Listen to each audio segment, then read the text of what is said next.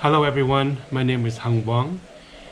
I've been wanting to do a series of videos for a long time, and now we have the opportunity to sit down, and my friend Jen is here, so we're going to record some of my experiences, ideas, opinions, and perhaps some of the things may be useful for you. And of the things that I may convey that's not useful for you, just forget them. They may or may not be relevant to you at this moment, or perhaps at some point in the future they may become relevant. So just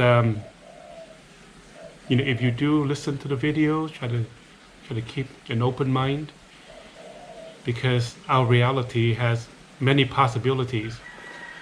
So I'm just conveying from the perspective of my experience of it.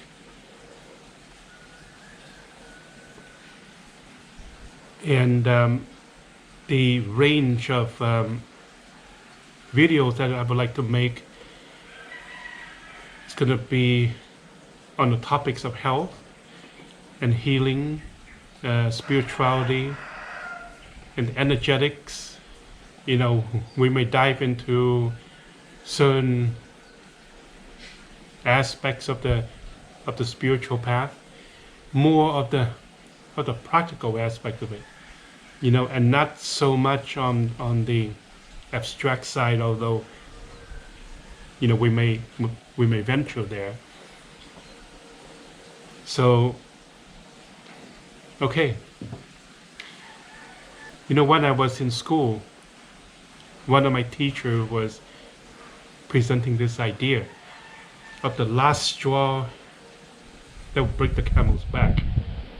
So he's basically saying that most of the illnesses and diseases that people experience is a gradual process, over a certain period of time.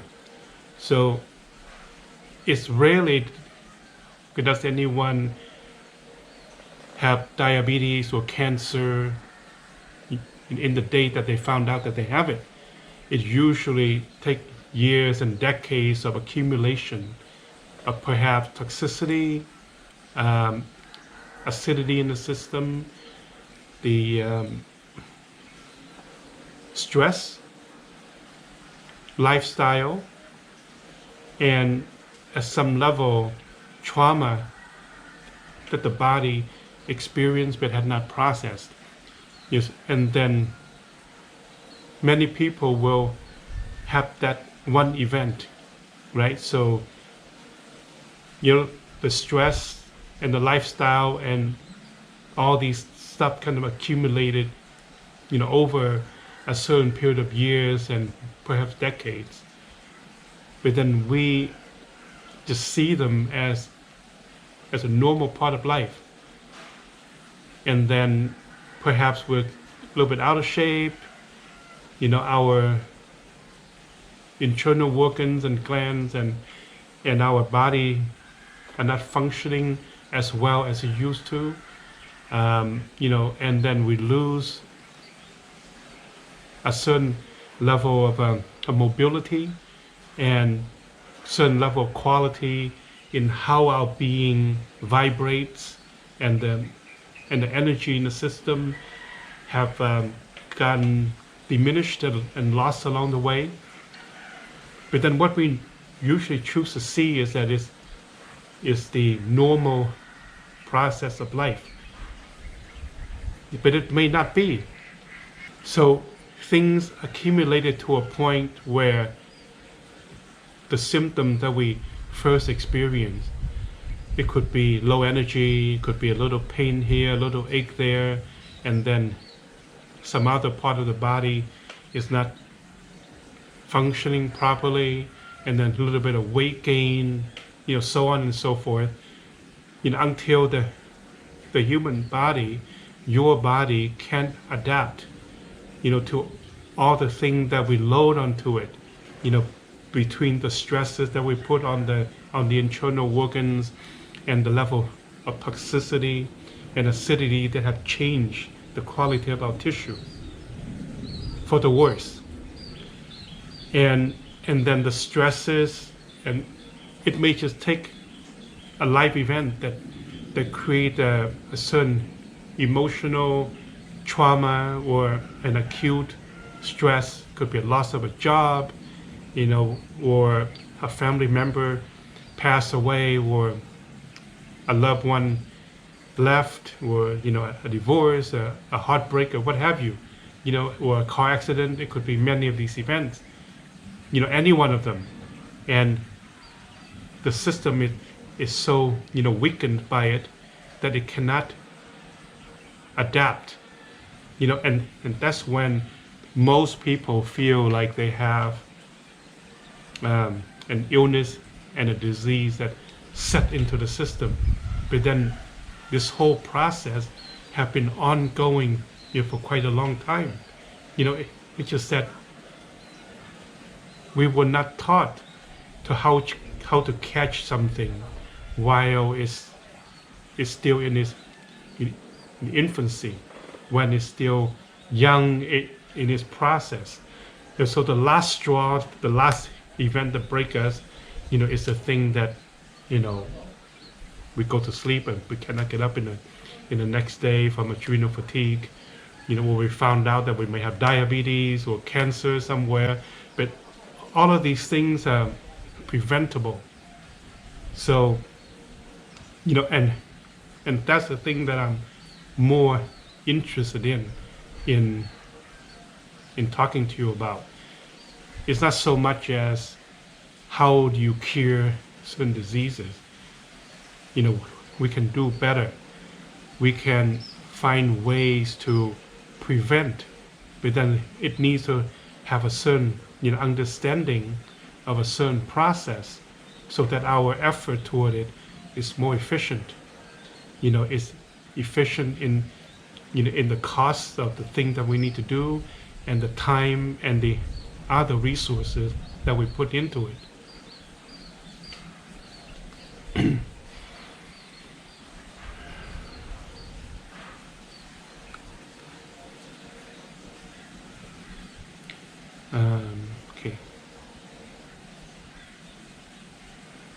Okay, so basically how I see it is like, within health and healing, there are about 4 layers of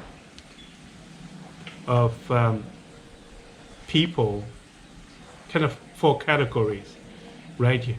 You have the first category that it would say people who want to optimize their health, to perhaps make their body, their whole system function better than normal. And then you have the second layer of people who just want to be able to maintain a certain level of good function. And you have the third layer of people who are starting already starting to have some minor symptoms. It could be a lower back pain, or low energy, maybe a little pain and congestion in the mid back, or headaches, or whatever the symptoms are.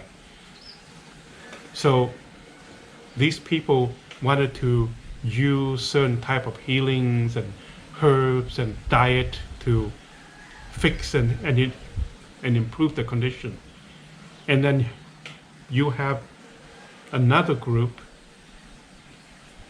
that have certain deeper illnesses and diseases.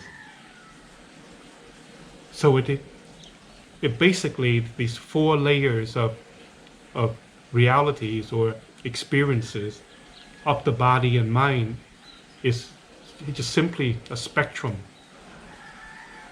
You go from health usually at a younger age, and then you move toward a state of loss of energy, loss of function, and then you go into, if you don't do anything, then you go into the state of illness and disease. But the thing is that the key words are you don't do anything. So what I'm conveying is that there are a lot of things that we can do to not only cure ourselves from illnesses and diseases, but then to improve our health, to eliminate all the symptoms, and then to maintain our health, and to the point of improving our health and function in every stage of the game. All of this stuff is doable. It's just a matter of like, do we know what we need to do? Because everyone is different in that way. For one person may need to stretch and become flexible. For another person, it could be having to work out the trauma and the stress in the body. And for another person, it could be working on nutrition. And perhaps a thing that's common to everyone is all of them have to detox. So it's just a matter of, out of all the tools that we have, what is needed for us to improve our game. And perhaps, we have to do all of these things at the same time. And then we have to explore the idea of energy, life force, or chi in our systems, since we are energy beings. Science are becoming more and more hip with this idea, and there are a lot of scientific experiments now that show that human beings are simply an energy field. So why is it not something that we all, should look at, and invest in doing to improve our game? So, it only makes sense. Okay.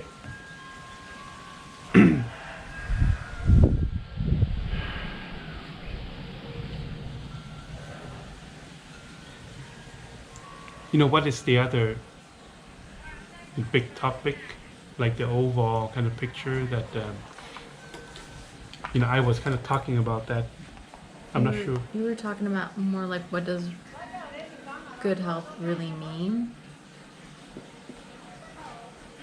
And you went into the 4 major topics. And then now you're into more of like, okay, I would like to, okay. Yeah, you're back. I know what's the next. You're back, okay. Okay. Yeah. Okay. So another big general kind of a topic that we should understand is the human hormonal system, how it relates to our life cycle, right? Because the human system has a life cycle. From the time that we are born to about the age of 17 or 18, our hormonal system kind of peaked. So for women, it's about 16, 17, and if you go back like maybe 50 years or 100 years ago, young girls would have babies around that time. Even though they're relatively young from our perspective of looking at it, but then they're the most healthy and fertile to give birth. Now women have tendency to have birth at the age of 30 and 40. So the health and the genetics kind of changed. The system have become weaker hormonally by about that time. So basically 16, 17 years old and maybe men about 18 or 19 and women around 16. Our hormonal system peaked around that time, and then it'll kind of go sideways into the mid-20s, and then from the mid-20s onward is when the curve of the amount of hormone in our system starting to slide downward. So how steep this ankle slide depending a lot on the lifestyle. and assuming that we all are born with a constitution that we're born with, right? So some people have a stronger constitution. You're like a Mike Tyson, right? He's like a pit bull. And then some people just have less. Pee Wee Herman.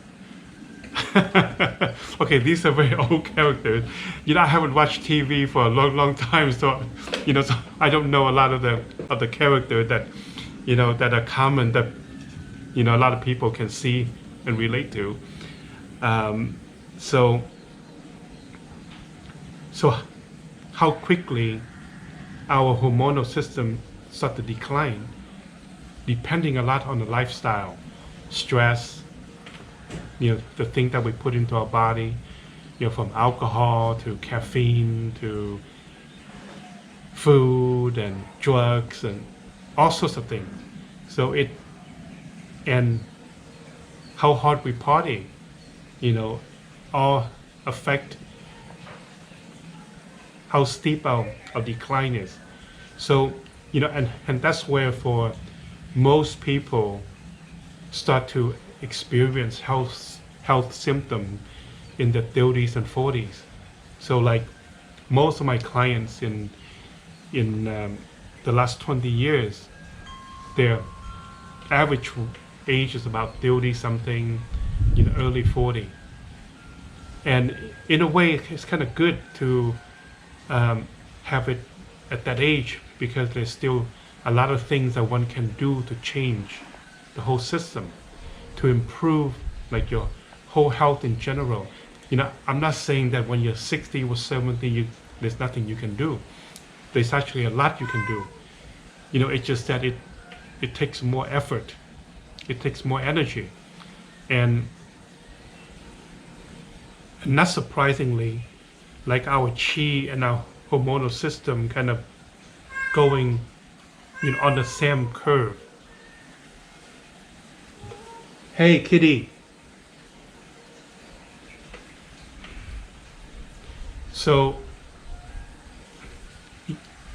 when we get past the age of 30, our chi would start to decline, relatively quickly, depending on the lifestyle. But, if you have the right practices, like Qigong and Tai Chi and meditation, instead of experiencing your Qi going into a decline, you can actually amplify it and make it stronger. So it's a process of training that one can employ, besides the nutrition and having a healthier lifestyle and detoxing and using herbs to support the internal organs and glands. We can incorporate certain practices to improve our life force. And this is how we actually maintain our system to be strong and vital past our prime age of 20 and 30. So if you're able to bring everything together, the past 40 and 50, you can have health, you can have great the functionality of the body, and then the level of maturity that people don't usually have in their 20s or even 30s. And many people around that age would be a lot more financially stable. So it's actually a great combination of things that we can have at that time, and around the age of late 40s and 50s onward should be a beautiful time for everyone, simply because you have a nice combo of possibilities within yourself. But A lot of people, by the time they get to 40 and 50, their body's broken. You know, you may have more money, you may have more whatever, but then if you don't have your health, you don't really have much. You know, because you can have a big house and a beautiful car and what have you, but then if you're in pain and you're not happy, then, you know, it's less of a point. But what I'm saying, that you can have everything. Everything needs some work, and that's all. And knowing how to go there efficiently and smartly, you know, is the thing to do. Okay. So the human system is an energy system. You know, regardless of what science, certain schools of science or whatever tells you, the human body is an energy system. And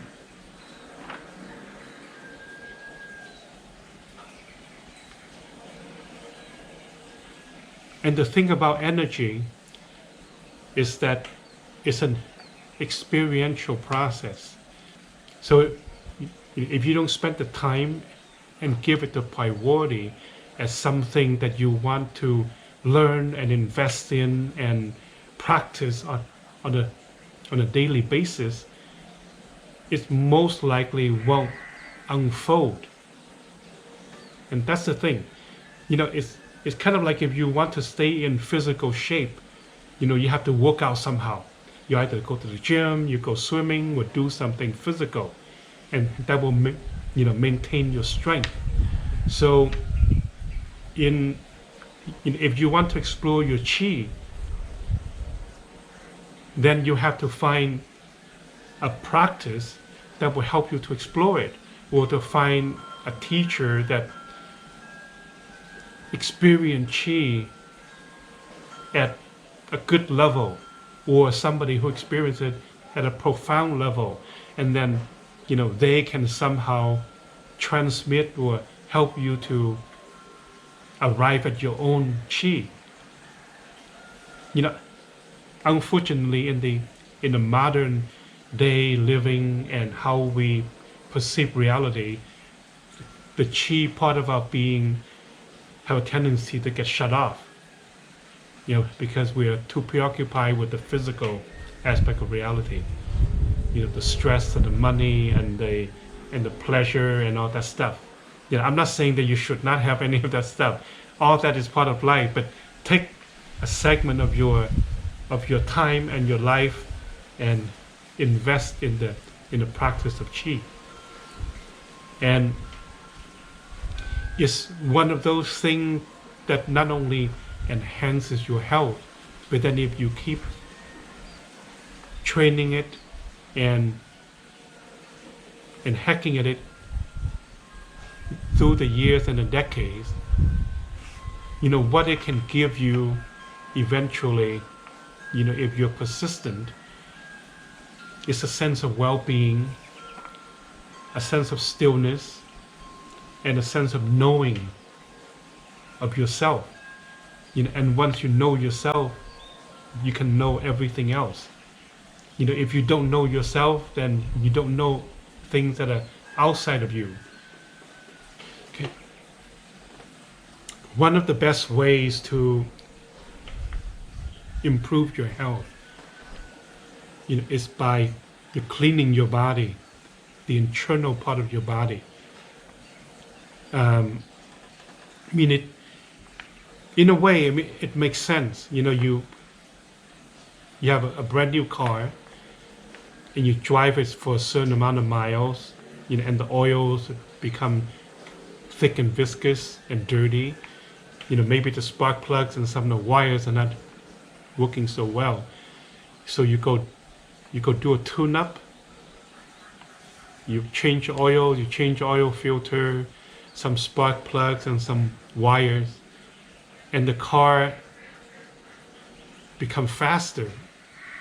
So it's the same thing with the human body. You know, after 20 years, 30 years, 60 years, 70 years, or 100 years, the level of toxicity that have entered the body is not going to leave. If we have like perfect health, like perfect vitality, our liver and our kidneys and our gut will automatically purge everything. But for the most part, most human beings nowadays are tired. Tired means that you have low energy. And when you have low energy, your internal system don't have the same amount of resources. So there are certain job and certain maintenance functions that will not be done. So especially with the certain lifestyle that we have, it churns the body acidic and toxic within a short period of time.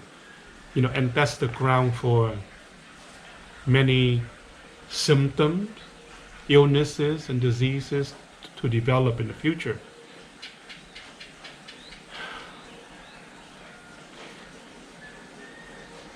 And in a way to prevent our body and our system from degrading faster than normal, it's actually quite simple.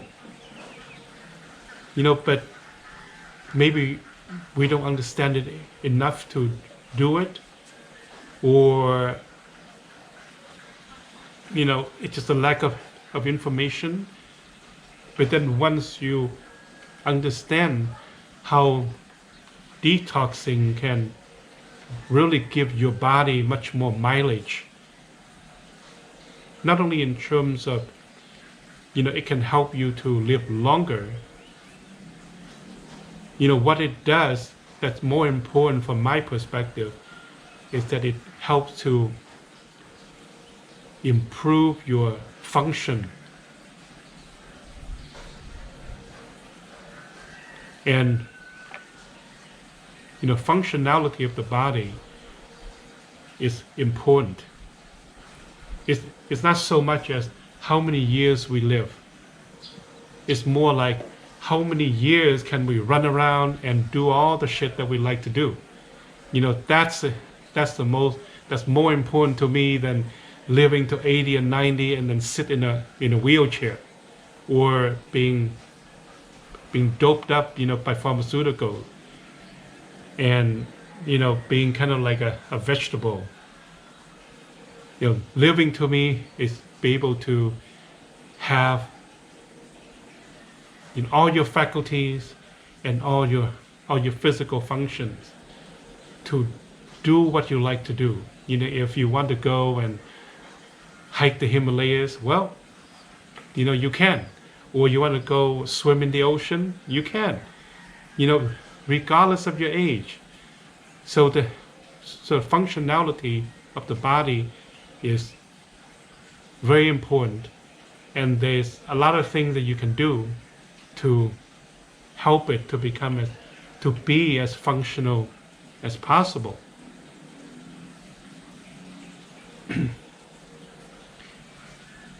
So basically, when you talk about cleansing, at least at the beginning, you work on the gut, the liver, and the kidneys.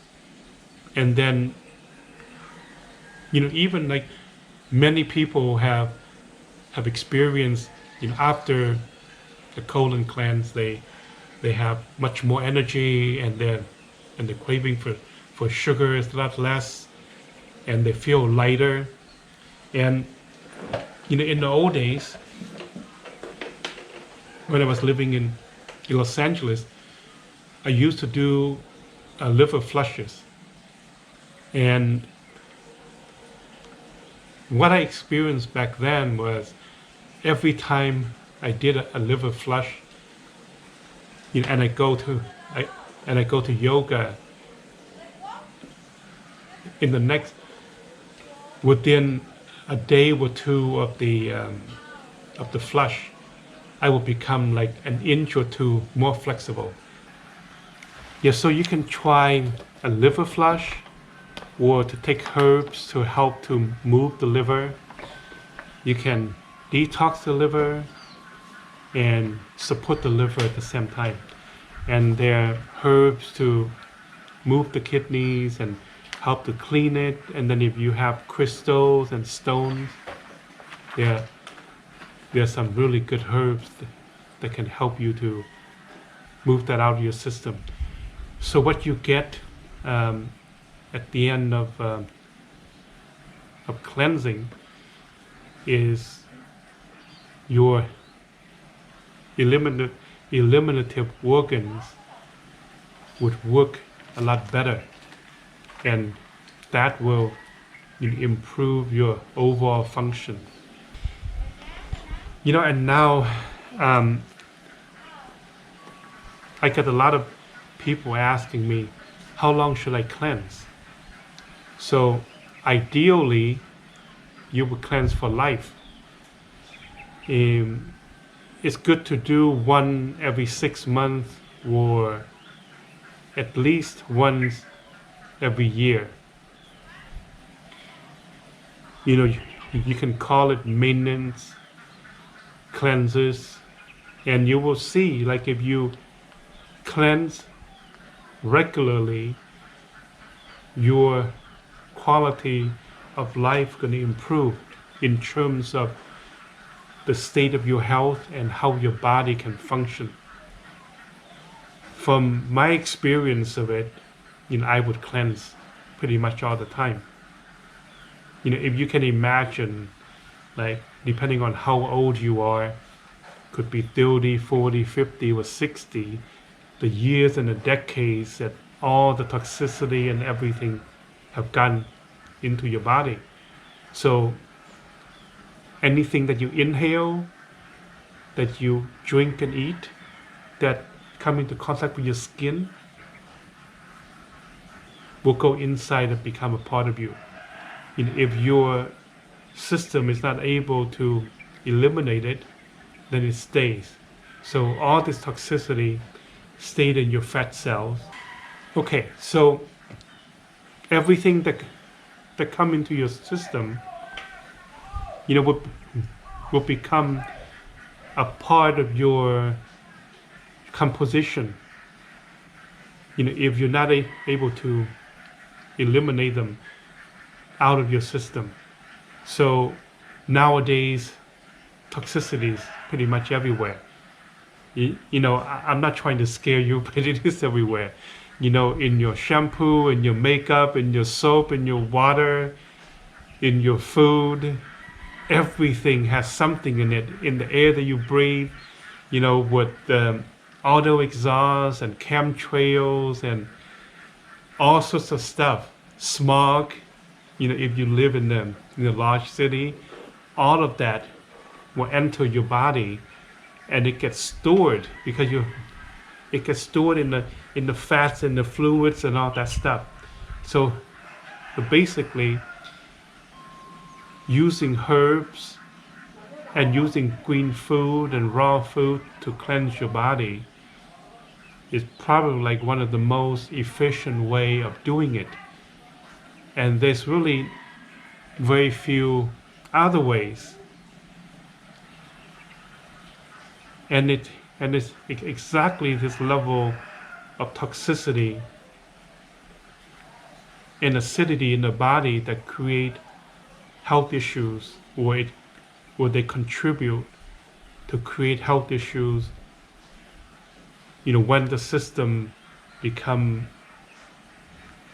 weaker, sometimes it's with acute happenings in life, or chronic stress, or malnourishment,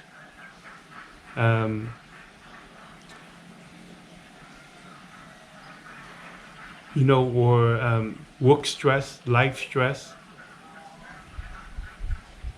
So when the body become weaker, it cannot handle the toxic load, and then the body will try to adapt, and keep you alive. But then that adaptation will cause some other issues. Like cancer is basically an adaptation, where the cells are not allowed to function in an aerobic environment, where it has to survive in an anaerobic environment where the oxygen level is low. Then it mutates, and then you have a mutation. But then the mutation process is a process of cell adaptation in order to survive. It's interesting how the human system functions. So the more the your body remain alkaline, the healthier it will be, and the more your body become toxic and acidic, the unhealthier it will be. So it's like that.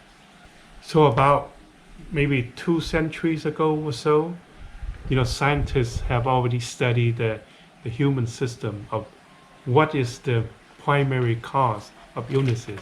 Is it a pathogen, or is it the environment within the body that makes a pathogen either neutral or active in creating the problems in the body?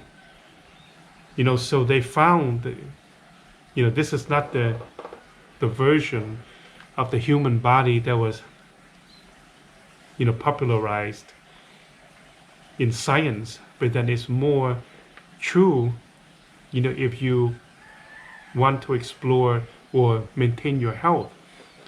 It is the inner terrain of your body that's more important than the pathogen, because what they found is that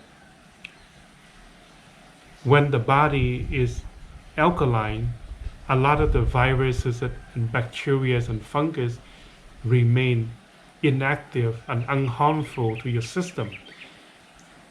And the more that your inner environment shifts to acidity, the more acidic it becomes, the more virulent these fungus and virus and bacteria will become. And what they found that's very interesting, that these bugs morph. It's not like a virus would just stay a virus and a fungus stay a fungus, but depending on the inner terrain, a virus can turn into a bacteria, can turn into a fungus, and their life cycle. And these things are so adaptive. I mean, you have to understand that a fungus is the first life form, and it survived a lot of things, right? Billions and billions of years of life and death. So it's really adaptive, kind of like a bacteria. When it's in the form of a cocoon, it's almost impossible to kill. It's only when it's active that you can kill it. So within the human body, we have a lot of viruses and bacteria that can change and morph. I mean, it's almost like weird science, but then it's closer to the reality, of how this pathogen works. So the thing that's important, or at least what I try to do with my body, is to maintain a certain level of alkalinity, and keep working on that, through diet, through the reduction of stress, and then through the fluid. I mean, I love tea, but then I'm also like very watchful of how much tea I drink every day. And I don't drink coffee, I don't drink alcohol, and I don't drink sodas and all that stuff. So it basically just like fruit juices, if I make them into a smoothie, or water, or some tea, and that's that.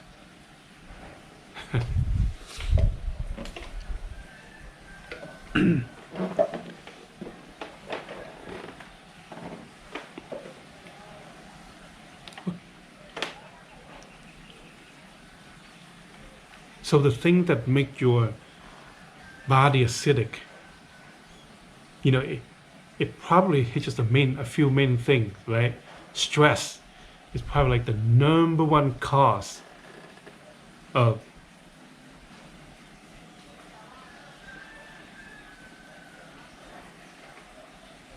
turning your body acidic, simply because all the stress hormones are toxic for the body. So, the stress hormones like adrenaline and cortisol and some of these other hormones, they are meant to be used every so often when we face a certain amount of danger, and then our system get pumped with hormones so we can run faster, and we have and then we can do things physically at a much more heightened level than we can when we're more relaxed. But the problem with the modern life is that we're facing chronic stress, right? All the worries and strains on having enough money, having enough this and that, and worry about the security and all that. All of these things create a constant release of hormones in the body. So when there's enough acidity in the system, it's actually shift the constitution of our tissue. Our tissue changed, into something that holds water, and then it makes too much of the fibrin. Fibrin is a substance in the blood that helps the blood to clot. But then when our system is too acidic, then the blood makes too much fibrin, and the fibrin is made in our tissue itself. So our meat, instead of being soft and flexible and agile, it becomes like this clump of a combination of water and mucus and fibrin. So you create a lot of stagnation, and you cut off the level of oxygen in the tissue, and that's a perfect environment for pathogens and tumor and all that stuff to develop. So all of these health issues that are preventable and foreseeable are preventable and foreseeable. It's just a matter of understanding what to look for, and then once we know where we're at, what we need to do to improve our health.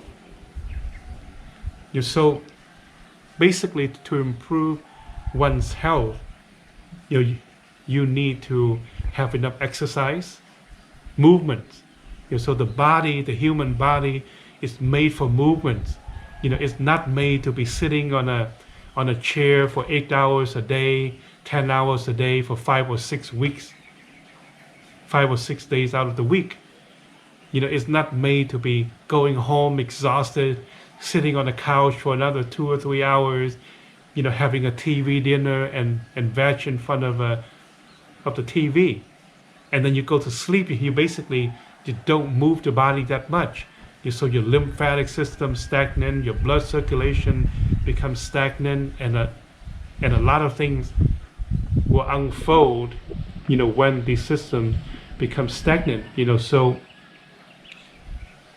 movement, exercise, do it regularly. If you're fortunate to live at a place that you can go outdoors at a park, or even like a quiet street to do some exercise, more power to you. But then if you don't have access to these things, then you join the gym, swim, do this and do that, just do a variety of things, and your body will thank you. And the second thing is to be watchful of what you eat and what you drink. Have healthier food. Pay for the high quality food. If you eat meat, you don't buy the meat from the supermarket. Find a source, where the meat doesn't have hormones and steroids and pesticides in it. Or, buy vegetables or fruit as organic as possible. It may cost more. It may cost twice the amount that you pay for. But I can almost assure you that if you pay for high quality food, and then if you are in a state of better health, you actually don't need that much food. When you eat low quality food that is like from vegetables that have low value in terms of nutrition, same thing with the meats and the eggs and the dairy, you ended up eating a lot more because your body get full, but then it doesn't get nourished. And when your body doesn't get nourished, it always feel hungry. And then you end up just eating and eating, and then you pump your body up with more and more hormone and toxicity, and you gain the unhealthy weight, and it makes you, look bad and feel bad. And that's not a good cycle. So focus on getting high quality food, high quality water, water that are like mineral, mountain water is much better than the spring and filter water by the reverse osmosis.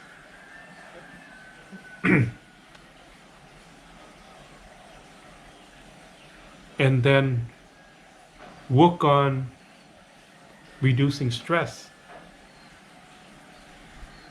And better yet, work on eliminating stress.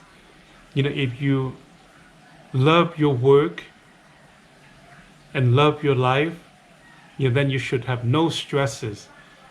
So, and that's part of the challenge of life in general. It takes effort, and it takes a certain amount of inner reflection to find what we actually love to do, or even like what hobbies we have that we love. And then from this love, you find a way to share it with other people who see value in it.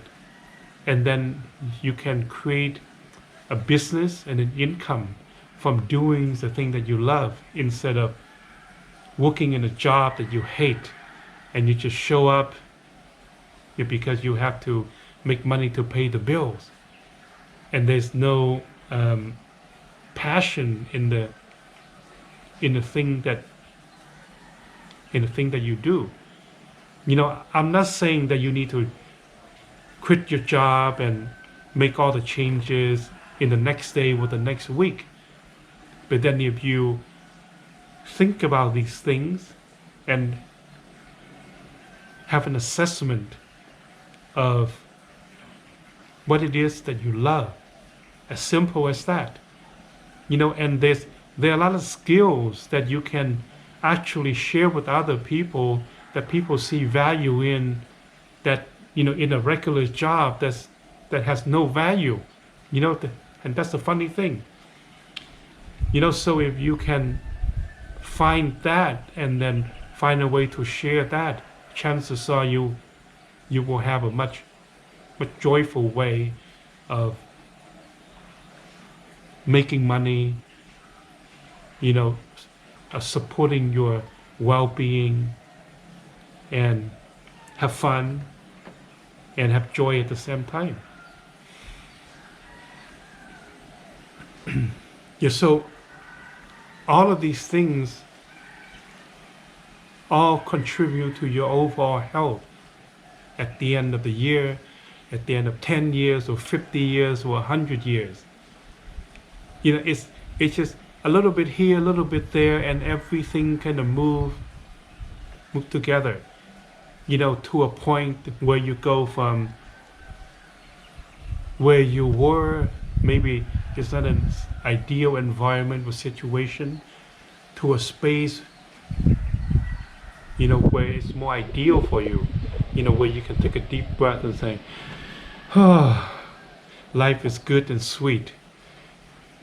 As simple as it is, it takes a lot of work to move from this stagnant point A to point B. I mean, for whatever reason, perhaps for human beings, change is very difficult, but change is always possible. It's just a matter of understanding that we all have the power to change every aspect of our lives. If we choose to, and then if we have the courage to really step into it and say, I'll do it.